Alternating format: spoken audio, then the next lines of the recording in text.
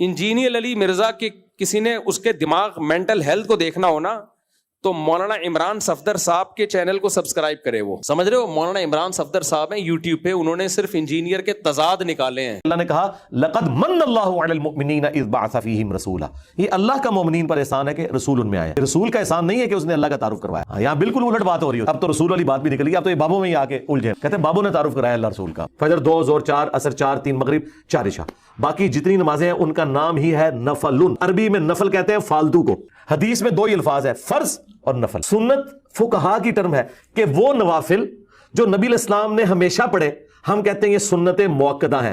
یہ وہ فالتو ہے جو حضور شوق سے کیا کرتے تھے. یہ وہ فالتو ہے جو حضور نے کبھی کیا کبھی نہیں کیا, غیر موقدہ. نبی علیہ السلام کے زمانے سے زیادہ سخت وقت ہے. نبی علیہ السلام جب مکے میں تھے, آپ کے مخالفین کون؟ کافر. ہمارے مخالفین وہ ہیں جو ہمیں کافر سمجھتے ہیں اور خود کو زیادہ بڑا عاشق رسول مسلمان سمجھتے ہیں. مجھے بتائیں یہ زیادہ مشکل وقت ہے یا صحابہ پہ زیادہ مشکل وقت تھا؟ ان کے بڑے بڑے جو پادری بیٹھے ہوئے تھے وہ کہتے تھے یہ کل کا چھوکرا آ کے ہمیں بتائے گا.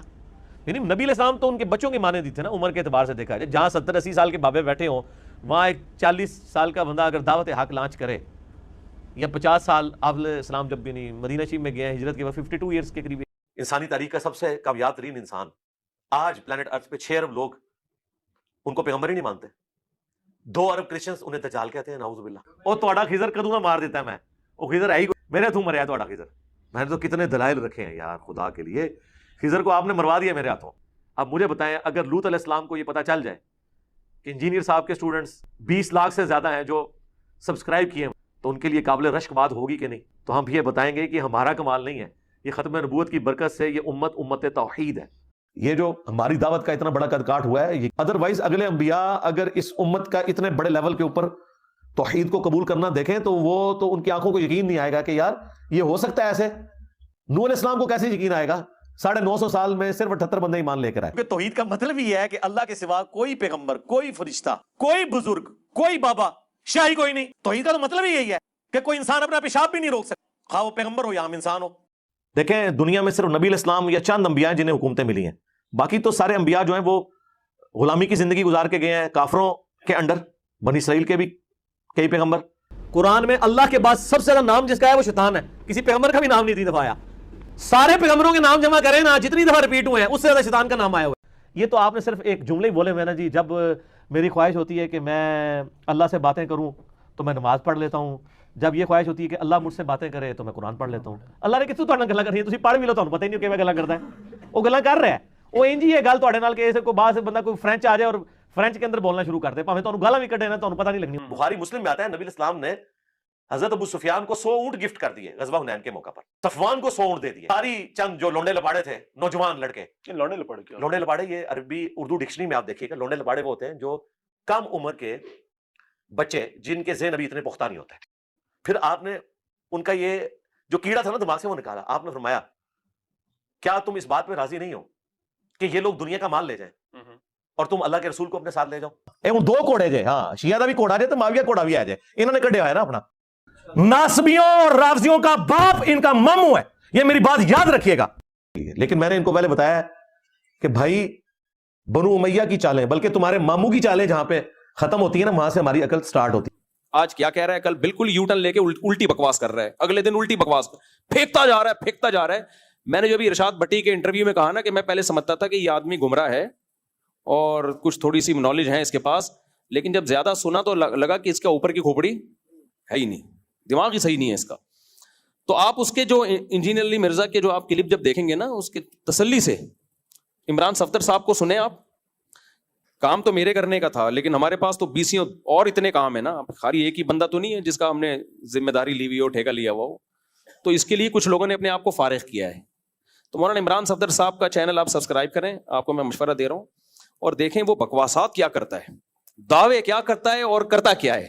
ٹھیک ہے نا, دعوے یہ کرے گا میرے جیسا قرآن کسی کو نہیں آتا, کہ اس کی قرآن غلط پڑھنے کی ویڈیوز چل رہی ہوں گی. ایک غلطی انسان کر لیتا ہے, 2 غلطیاں کر لیتا ہے ہر دفعہ. یار تو جب پڑھتا ہے کم وقت غلطی پڑھتا ہے, ترجمے تو غلط کرتا ہے. تو اور پھر اپنی باتوں میں تضاد. آج کیا کہہ رہا ہے, کل بالکل اس کے اپوزٹ کہہ رہا ہے, پرسوں الگ بات کر رہا ہے. ایک دعوے پہ ٹکتا نہیں ہے بھائی, اتنے تضاد ہیں. تو وہ آپ جب عمران صفدر صاحب کو سنیں گے نا آپ کو لگے گا یہ عالم تو دور کی بات, یہ اوپر کی کھوپڑی اس کی کام نہیں کر رہی. لیکن جتنے ڈھیٹ مرزا غلام احمد قادیانی کے فالوورز ہیں نا, اس سے بڑے ڈھیٹ یہ اس کے فالوورز ہیں انجینئر علی مرزا کے. کتنا ذلیل کر لو اس کو, کتوں کی طرح ذلیل کر لو اس کو, لیکن انہوں نے اپنے پیر کو پیر ماننا ہے. ایک جہلم والا واقعہ کافی تھا شرم سے ڈوب مرنے کے لیے, کیا خیال ہے؟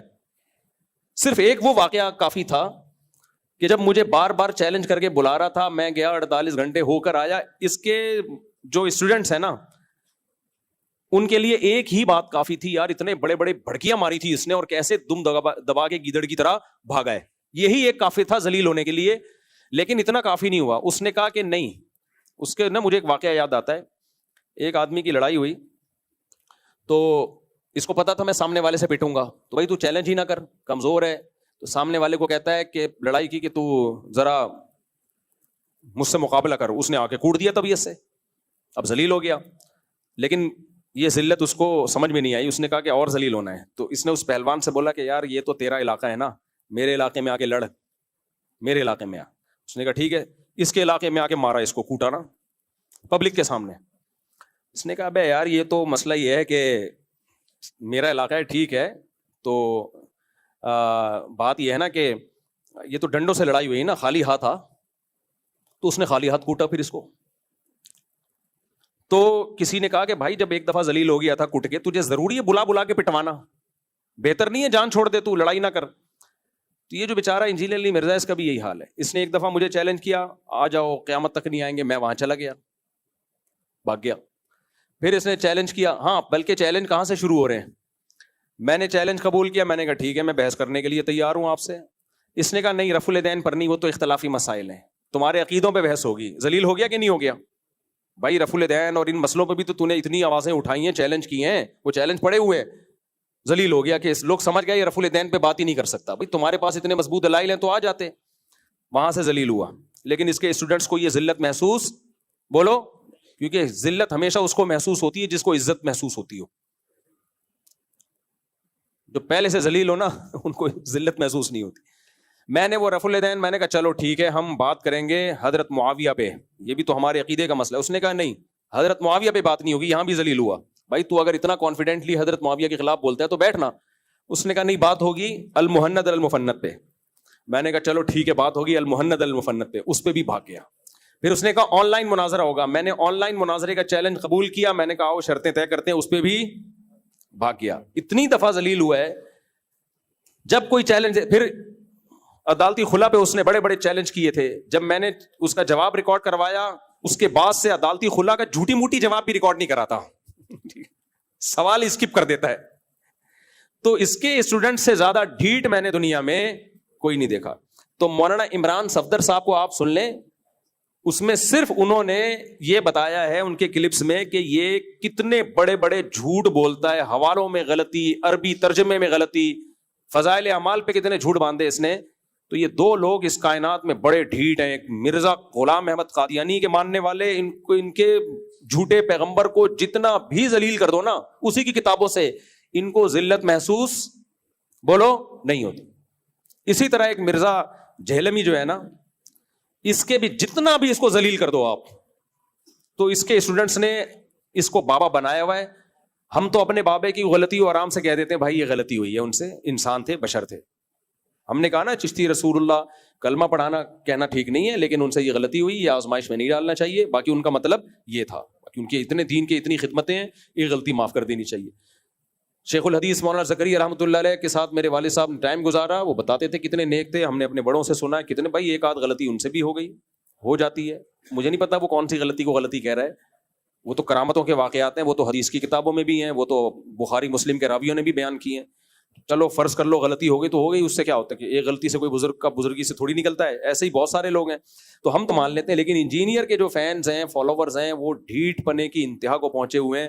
انہوں نے فرض کر لیا ہے کہ کلمہ پڑھ لیا ہے علی مرزا کا, اس کو آپ جتنا بھی ذلیل کر دو ان کو ذلت محسوس اس لیے نہیں ہوتی کہ ایک آدمی کسی علاقے میں گیا اور آیا, کہتے ہیں اللہ کا بڑا فضل ہے کہ میری عزت نہیں ہے. لوگوں نے کہا اس میں فضل کی کیا بات کہہ رہے, اگر عزت ہوتی آج میں بہت ذلیل ہو جاتا.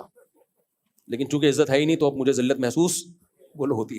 تو اس کے جو ڈھیٹ فینز ہیں نا, ابھی ارشاد بھٹی نے کتنا ذلیل کیا اس کو, کتنا ذلیل کیا ہے.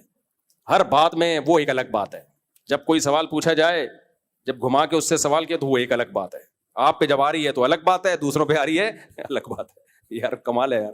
لیکن اس کے نیچے فینس کو دیکھ لو, ایسے ڈھیٹ فینس جن کو ذلت محسوس ہونا ہی یہ ذلت کا آخری درجہ ہوتا ہے کہ آپ کو ذلت محسوس ہونا بند ہو جاتی. چرسیوں ہیروئنچوں کو ذلت محسوس نہیں ہوتی, جتنا بھی مارو. جتنا ذلیل ہونا تھا انہوں نے ہو چکے ہیں. تو اب انجینئر اور اس کے فینس نے بھی جتنا ذلیل ہونا تھا ہو چکے ہیں, اب ان کو ذلت محسوس نہیں ہوتی. تو میں آپ سے کہہ رہا ہوں مولانا عمران صفدر صاحب کے چینل کو سبسکرائب کر لیں. آپ لوگ جو سبسکرائب کریں گے ہاتھ اٹھائیں, لازمی کریں. اگر آپ کو ان موضوعات پہ دلچسپی نہیں ہے, کسی کی ذلت دیکھنے کا آپ کو شوق نہیں ہے, تو اس کو آگے پھیلا دیں. بہت سے لوگ چاہ رہے ہیں کہ ہم اس کو ذلیل ہوتا ہوا دیکھیں. تو اس چینل کو نا کیا کرنا ہے, آپ نے لوگوں کو کہہ دینا ہے, آپ نہ کریں تو شیئر کر دیں. اس میں شروع سے ان کی درجنوں ویڈیوز ہیں کہ یہ کیا بکواس کر رہا ہے, کتاب میں کیا لکھا ہوا ہے, ترجمہ غلط کر رہا ہے. کیونکہ اس کے لیے کوئی بندہ, میں نے کئی دفعہ سوچا کہ میں اس کام کے لیے اپنے آپ کو فارغ کروں, لیکن ظاہر ہے ہمارے دوسرے کام رہ جائیں گے بھائی, دوسرے علمی کام ہمارے رہ جائیں گے. میں ایک ہی بندے کے میں کیوں پیچھے لگوں, اس کی حیثیت کیا ہے ہماری نظر میں. تو اس کی, یہ تو آپ لوگ اس کو سمجھتے ہو گے کچھ, ہم تو ہماری نظر میں اس کی کوئی حیثیت نہیں ہے. وہ تو پبلک کے کہنے پر کہ بھائی یہ گمراہی پھیلا رہا ہے, تو ہم نے کہا چلو ہم جیلم سے ہو کے آتے ہیں اور اس کے چیلنج ویلنج. تو مولانا عمران صفدر صاحب نے بہت اچھا کام کیا ہے, ان کے کام کو اپریشیٹ کرنا چاہیے. تو جا کے ان کے چینل کو سبسکرائب کریں اور دیکھیں. اچھا, انجینئر کیا کرتا ہے؟ قیصر راجہ صاحب بڑے نیوٹرل آدمی ہیں, کوئی مولوی نہیں ہے. قیصر راجہ نے اس کے ساتھ پوڈ کاسٹ کیا, تو جب بھی کوئی نیوٹرل آدمی اس کے ساتھ پوڈ کاسٹ کرتا ہے نا, اس کی بیچارے کو ایسی کی تیسی کر دیتا ہے. لہذا یہ پوڈ کاسٹ کرواتا بھی ہے اپنے اسٹوڈنٹ سے. اب تو بہت سے اسٹوڈنٹس نے کہہ دیا ہمیں اسٹوڈنٹ ہے نہیں, ہمیں کیوں بلاوا اپنے کھاتے میں ڈال رہے ہیں. تو جو نیوٹرل آدمی جب اس کے ساتھ پوڈ کاسٹ کرتا ہے نا, وہ اس سے سوال پوچھتا ہے, پھر پتہ چلتا ہے بھائی کتنے پانی میں. تو قیصر راجہ نے اس کو ذلیل کیا اچھا خاصا طبیعت سے, کوئی جواب ہے نہیں, تو الزام ڈال دیا قیصر راجہ کے تعلقات ہیں دینی مدرسوں سے. بھائی تو یار کچھ بھی پھینکتا رہے بیٹھ کے. بالفرض اگر تعلقات ہے بھی, تو اس کا آپ کے ان سوال سے کیا تعلق ہے؟ جو سوال پوچھا اس کا تو جواب دو نا, اس سے بھی تعلق ہو. تو یہ حساب کتاب چل رہا ہے. وہ پتہ نہیں کیا مسئلہ ہے, لبرل لوگ اس سے بہت خوش, جو ملحد لوگ ہیں نا وہ بہت فیور کرتے ہیں اس کو. میں جب جہلم سے ہو کے آیا, ساری دنیا فتح کی مبارکباد دے رہی تھی. ایک بہت مشہور ملحد ہے, میں نام نہیں لیتا اس کا, وہ میرے بارے میں کہتا تھا مفتی طارق مسعود کبھی جہلم نہیں جائے گا. میں کہتا تھا یار یہ ہے تو ایتھیسٹ, یہ ملحد ہے, اس کے لیے تو میں اور انجینئر دونوں برابر ہیں نا, کیا خیال ہے؟ اس کے لیے, اس کے حق میں تو دونوں برابر ہیں. تو یہ اس کو فیور کیوں کر رہے ہیں کہ میں نہیں جاؤں گا؟ اچھا میں ہو کے آ گیا تو بھی اس کے فیور میں کلپ ریکارڈ کروایا کہ اس کی پالیسی نہیں ہے کسی سے ملنا. تو مجھے لگا کہ لگتا ہے کوئی آپس میں کنیکشن بولو ملتے ہیں. دونوں ہی اسلام کا بیڑا غرق کر رہے ہیں, ایک بتا کے بیڑا غرق کر رہا ہے اور ایک اسلام کا لیبل لگا کے بیڑا غرق کر رہا ہے کہ تمام مجتہدین اکابر بزرگان دین سے اعتماد ختم کر دو. جب اعتماد ختم ہو جائے گا کہ لوگ بے لگام اونٹ کی طرح ہو جائیں گے, جیسے اونٹ بے لگام ہوتا ہے نا, اس کی کوئی رخ متعین نہیں ہوتا, تو ایسے ہی بے لگام ہو جائیں گے لوگ. تو دونوں ماشاءاللہ اسلام کے خلاف کام کر رہے ہیں. ایک بتا کے کام کر رہا ہے جو ملحد ہے, اور ایک بتاتا ہی ہے کہ اسلام کی خدمت کر رہا ہوں. کام اسلام کا بیڑا غرق کرنے والا.